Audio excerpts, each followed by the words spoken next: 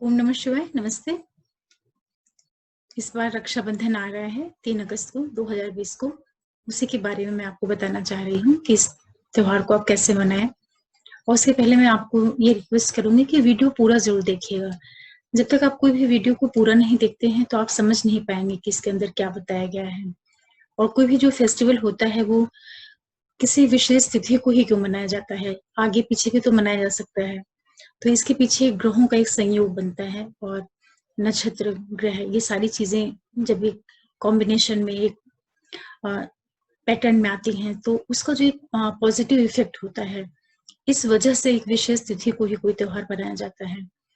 तो इस बार जो रक्षाबंधन पड़ रहा है ये 2 अगस्त को शाम को 9:30 से लेकर के और 3 अगस्त की जो रात रहेगी 9:31 तक का जो समय रहेगा वो आपका पूर्णिमा का पीरियड रहेगा।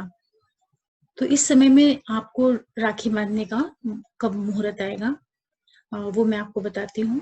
देखिए, रात में 7:30 बजे से लेकर के 2 तारीख की शाम को 7:30 से लेकर के और जो मॉर्निंग का 7:30 तक का टाइम रहेगा, 7:30-8 बजे का टाइम रहेगा, तो वहां पे भद्रा तिथि पड़ रही है। तो भद्रा जो तिथि होती है वो किसी भी शुभ काम के लिए वर्जित होती है, इसलिए उस टाइम पीरियड में राखी नहीं बांधना चाहिए।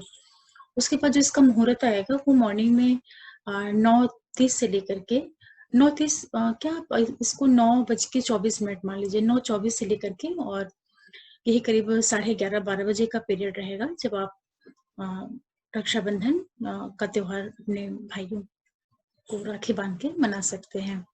और उसके बाद फिर सेकेंड इसका एक और मुहूर्त आएगा, करीब शाम के टाइम का रहेगा।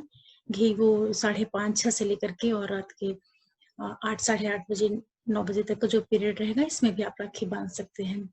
और देखिए, रक्षाबंधन इस विशेष तिथि को क्यों होता है, क्योंकि इस दिन क्या होता है, पूर्णमासी होती है, तो जो चंद्रमा होता है और सूर्य होता है बहुत स्पेशली जो चंद्रमा होता है बहुत ही अच्छी स्थिति में होता है। सूर्य और चंद्रमा बिल्कुल आमने सामने होते हैं और इस दिन जो चंद्रमा होता है वो श्रवण नक्षत्र में होता है।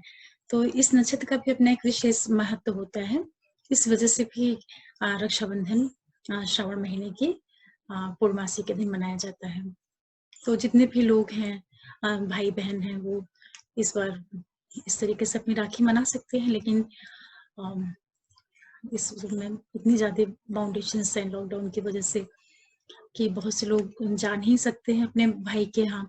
तो ऐसी स्थिति में क्या करना चाहिए कि आप कोई भी वो जैसे राखी आपने लिया हुआ है तो उस राखी को सबसे पहले आप पूजा करके और भगवान जी को अर्पित कर दीजिए, क्योंकि ये रक्षा सूत्र होता है और ये सांकेतिक है कि भाई बहन ही एक दूसरे को राखी बांधते हैं या बहनें अपने भाई को राखी बांधती हैं। लेकिन अगर इसको बहुत विस्तार से देखा जाए तो इसका जो इसका सही अर्थ मेरे समझ में आता है, जो मैं इसको समझती हूँ कि ये एक बहुत ही सिंबॉलिक चीज है। महाभारत के टाइम में इसके पीछे एक कहानी है कि एक बार कृष्ण भगवान के हाथ में चोट लग गया और खून निकलने लगा, तो वहां पे द्रौपदी जी थी, तो उन्होंने अपने साड़ी का जो उनका पल्लू था उसको फाड़ करके उन्होंने कृष्ण भगवान के का जो ब्लड निकल रहा था उसको उन्होंने बांधा। तो उस समय भगवान ने अपने मन में ये प्रतिज्ञा की या इस तरह से सोचा कि जब भी कभी मेरी बहन को कोई तकलीफ होगी तो मैं इसकी रक्षा के लिए वहां पे जरूर पहुंचूंगा।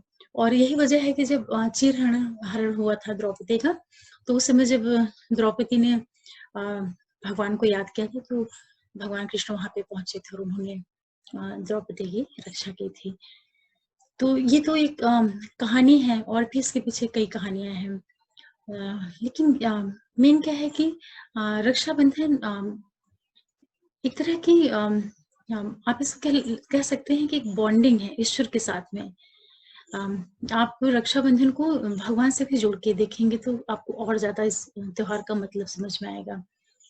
और भाई बहन का तो जो संबंध है वो तो है ही, लेकिन ईश्वर से भी आप इसको जोड़ के देख सकते हैं। तो जो भी राखी वगैरह है उसको आप सबसे पहले ईश्वर को ही समर्पित करिए और उनसे प्रार्थना करिए कि भगवान आप हमारी रक्षा करें, हर एक परिस्थितियों में कैसा भी हमारा समय आए लाइफ में उसमें आप हमारी रक्षा करें। और इस मुहूर्त का जो है एक विशेष महत्व होता है। इसमें सारे जो प्लैनेट्स हैं वो भी काफी अच्छी स्थिति में होते हैं। विशेष रूप से जो चंद्रमा है चंद्रमा श्रवण के नक्षत्र में होता है, तो ये नक्षत्र भी काफ़ी अच्छा होता है।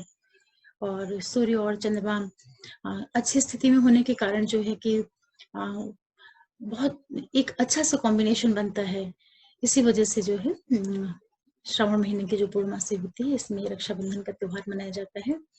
और इसका जो सही तरीका होता है मनाने का, वो जैसे आपने सारी चीज़ें ले ली हैं थाली में, और रोली वगैरह, अक्षत, सब कुछ राखी वगैरह, उसकी आपने पूजा कर ली। भगवान, पहले तो आप भगवान की पूजा स्थल है, वहाँ पे आप जाकर के उसको भगवान को समर्पित करिए। उसके बाद फिर अपने भाई को लगाइए। और विशेष रूप से जो आपका छोटा भाई हो, तो छोटे भाई को जो तिलक लगाते हैं, वो अंगूठे से भी लगा सकते हैं। लेकिन बड़ा हो तो उसको हमेशा जो दाहिने हाथ की अनामिका उंगली होती है, उससे लगाना चाहिए। तो यहाँ पे भी एक संकेत है कि जैसे अनामिका है तो वो सूर्य का प्रतीक होती है, सन प्लैनेट होता है, उसका सिंबल होता है। तो आप ये इसे जोड़ के देख सकते हैं कि जब अपने बड़े भाई के लिए राखी लगा रहे हैं, उसको बांध रहे हैं, तो एक तरीके से हमारे मन में कहीं न कहीं ये प्रार्थना होती है कि इसको नेम, फेम, यश, प्रसिद्धि, ये सारी चीज़ें मिले। मन ही मन एक प्रार्थना होती है, कोई भी बहन हो उसके अंदर। और जब छोटा भाई होता है तो उसके लिए आशीर्वाद की भावना होती है। बड़े को तो हम आशीर्वाद नहीं दे सकते हैं, उसके लिए हम केवल एक कामना कर सकते हैं, लेकिन छोटा भाई होता है तो उसके लिए उस पे अपना एक अधिकार होता है, तो उसके लिए एक आशीर्वाद की भावना होती है। इसलिए भी इसको जो है अंगूठे से इसका संबंध जोड़ के रखा गया है कि छोटे भाई को जो तिलक करे वो अंगूठे से ही करना चाहिए, दाहिने हाथ के। तो इस तरीके से आप लोग इस बार रक्षाबंधन अपने घर में मना सकते हैं। और चूँकि सावन का महीना है, तो इसकी जो आखिरी इसका समाप्ति का समय होता है, ये पूर्णमासी के रूप में ही होता है। और इसके बाद फिर दूसरी चीज़ें शुरू हो जाती हैं, दूसरे फेस्टिवल चालू हो जाते हैं। तो आशा करती हूँ कि रक्षाबंधन के बारे में जो मैंने आपको थोड़ी-सी जानकारी दी, इससे आपको कुछ एक समझ में आया होगा कि क्यों विशेष तिथि और श्रावण की पूर्णिमा के दिन ही रक्षाबंधन को क्यों मनाया जाता है।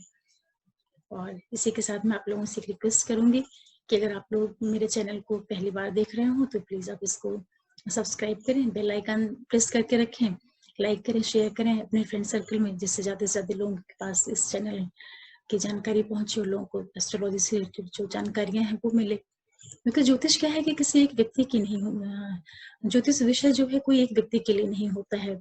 इसे जितना अधिक से अधिक लोग जाने, उतना ही सबका हित होता है।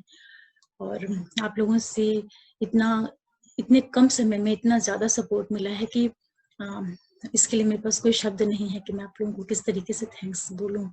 बहुत कम पीरियड में बहुत ही अच्छा सपोर्ट मिला है। तो ये भी ईश्वर की ही कृपा है और आप लोगों का स्नेह है। और आप लोग इसी तरह मेरे से जुड़े रहें आगे भी। आगे मैं फिर किसी विषय पे आप लोगों के लिए कुछ लेके आऊँगी। तब तक के लिए ओम नमः शिवाय, नमस्ते।